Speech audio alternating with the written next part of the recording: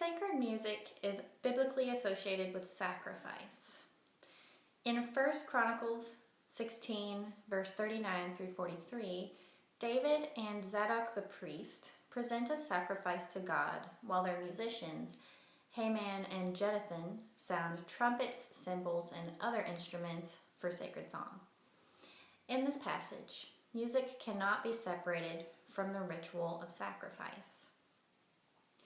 Music is literally an offering of our time, talent, hard work, and emotion. Generosity, rather than pridefulness, characterizes music of the Lord. When we selflessly create music, or anything in life for that matter, we ought not to expect a reward or an ego boost, even though we'd like it. In our legalistic, success-driven age, we often struggle to maintain this selfless mindset. Our conscience wants to say, we should get what we earn and only give what is deserved. But this mindset works against our Christian goals, which are to love unconditionally and give wholeheartedly. If within our churches we do not systematically combat the individualistic notions of music in our culture, we inadvertently communicate compliance with that culture. So we've got to strive to communicate joyful, humble sacrifice instead. It's difficult to do, but we've got to try. Everything we do and say, or do not do and say as church musicians, molds the faith of our congregations.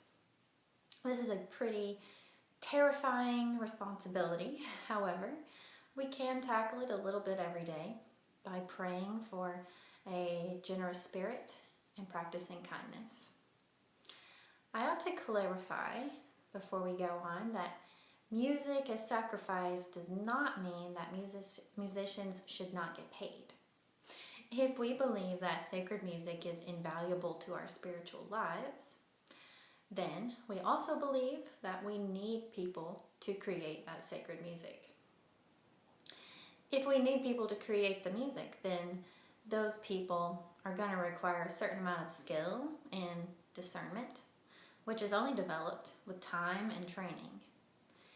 That time to discern and train necessitates lots of expensive resources, not even including those resources needed just to live, like food.